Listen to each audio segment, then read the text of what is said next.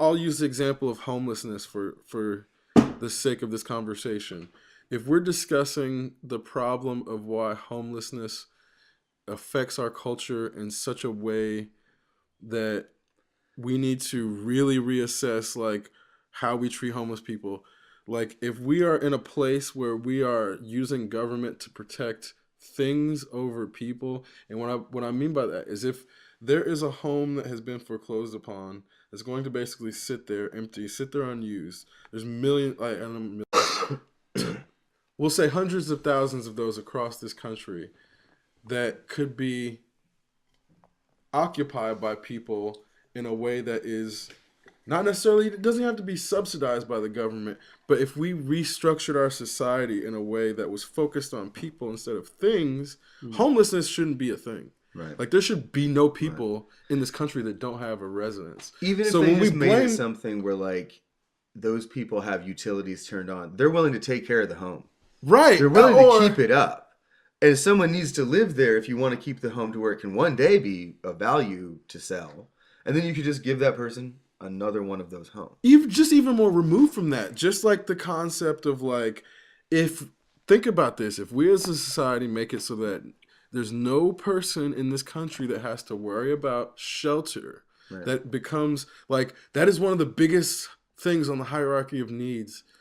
If we remove that from the entire country's like worries, then we can start moving on to thinking about higher things as a country. Right. Like right now, homelessness is still one of the big things we have to argue about because we haven't solved that problem. If we just say, oh, we're going to fix homelessness as one issue on the Maslow's hierarchy of needs, that's a major thing. Right. So we're talking about shelter, we're talking about eating, we're talking about reproduction, and we're talking about a sense of self-manifestation or self-actualization. So this is good for what you're talking about. So this is an article that says, talking about the United States could end homelessness with the money that the Americans use to buy Christmas decorations every year. They said it would cost the government around $20 billion for the government to effectively eliminate homelessness in the United States. And housing and urban development officials told New York Times on Monday, December 11th.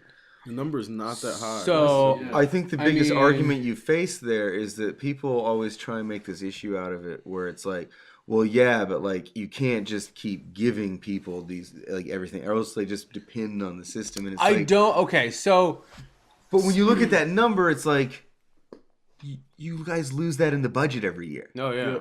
Like more than that. Yeah. Oh, yeah. Every year. So, but the thing is so you could just end it. It doesn't matter. I guess my question would be, if we took these homeless people and if we did all of this, and so what would be the next, like if we fix the issue, what?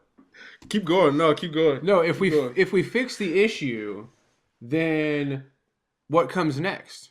Like, how does that issue stay fixed? How is there not going to be more? Well, what do I have something? No. Keep going. You keep going. So I don't know. I feel like, are you trying to say like what? So like if we just give these homeless people this stuff, like what? How are they? What's next? How are they for productive to society? Yeah. How are they producing? Do they have to have that productive value in the traditional sense?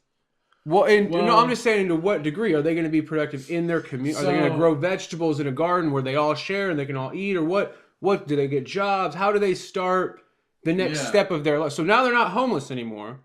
What's next? Well, you got to get there to find out.